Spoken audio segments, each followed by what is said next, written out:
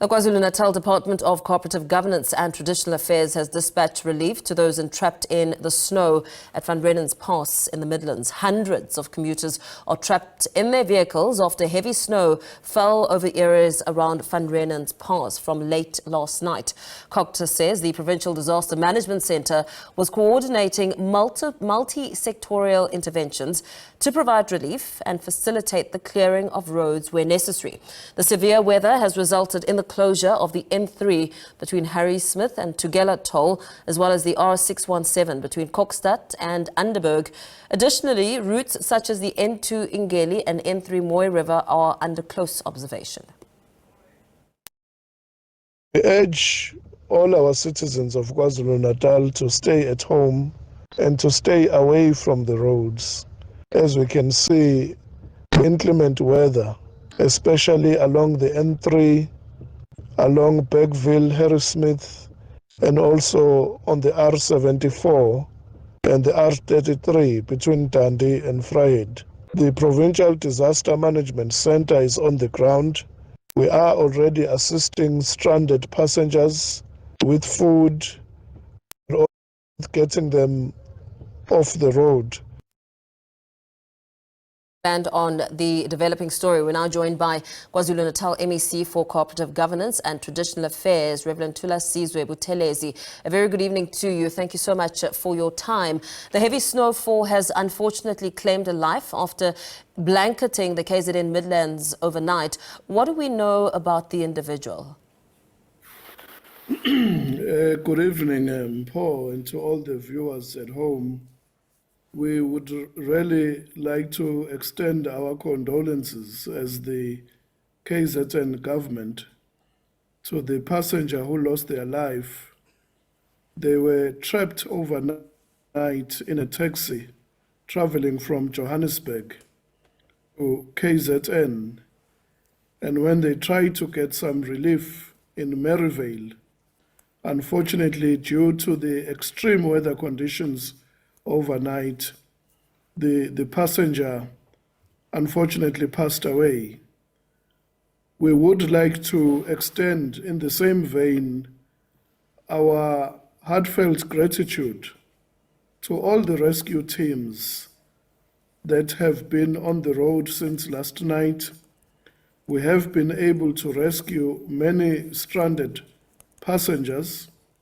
There are still motorists who are stuck on the N3 between Montrose on the N3 and Reenan's Pass. But our teams are there. They will be on the ground up until the very last motorist is assisted and rescued.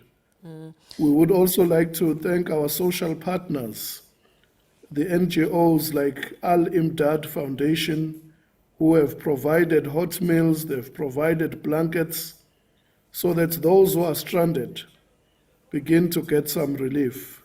But as the KZN government, our teams are on the ground. We have been able to successfully clear many of the areas on the N3 to remove the snow. But unfortunately, the driving conditions remain unsafe.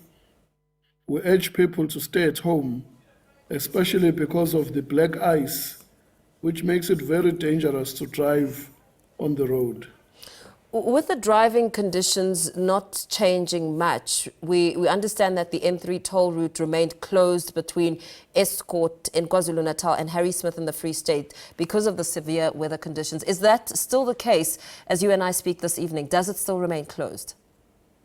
The N3 remains closed, and it will remain closed for quite a while so that the mop-up efforts are able to be executed, and so that the rescue teams can do their work without hindrance.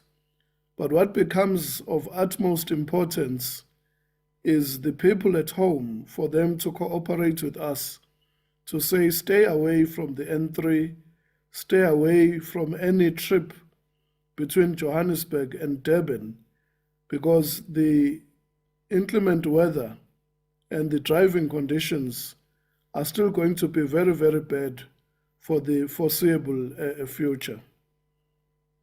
With that being the case, what are some of the strategies you're taking on when it comes to, relief efforts for trapped motorists and others?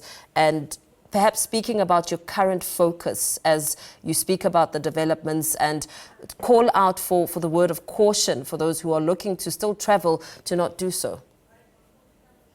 Well, there is a multi-sectoral approach being coordinated by the KZN government, involving national departments like SANDF, like the National Department of Cooperative, also the municipalities which have opened their town halls, like Umgeni municipality in Howick, like the Alfred Duma municipality in Ladysmith.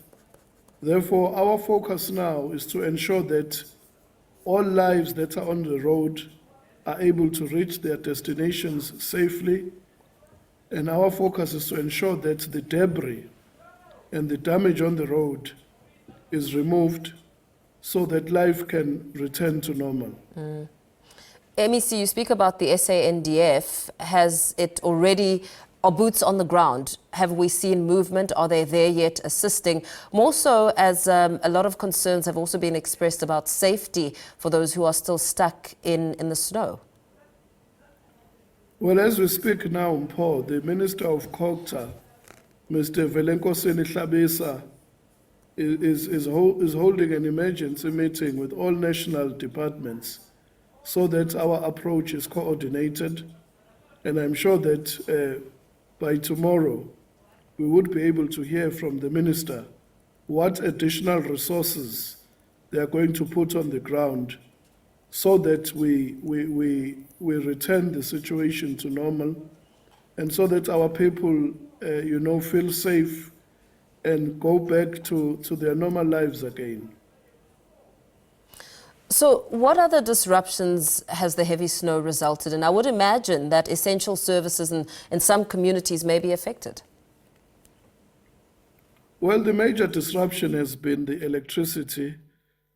You know, in many towns, the Eskom supply has been severely disrupted and disconnected. There are many people, even their network, they are unable to reach out to their loved ones because the network has also been disrupted. So therefore, these conditions, which are very extreme, have really disrupted the normal way of life as we know it. And prevention is always better than cure.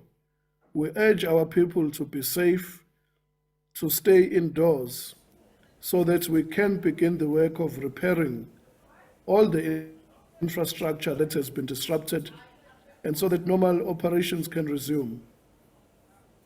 Would you say that the SANDF could be on the ground to assist by tomorrow, the latest?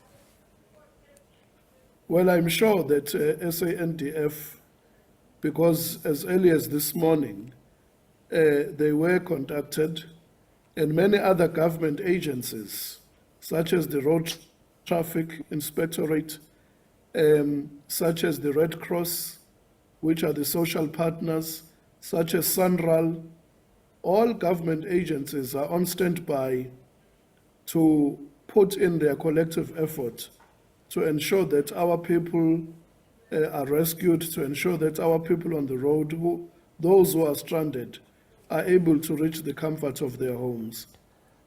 Thank you very much. Thanks for speaking to us this evening. KwaZulu-Natal MEC for Cooperative Governance and Traditional Affairs, Reverend Thulasizwe Buthelezi.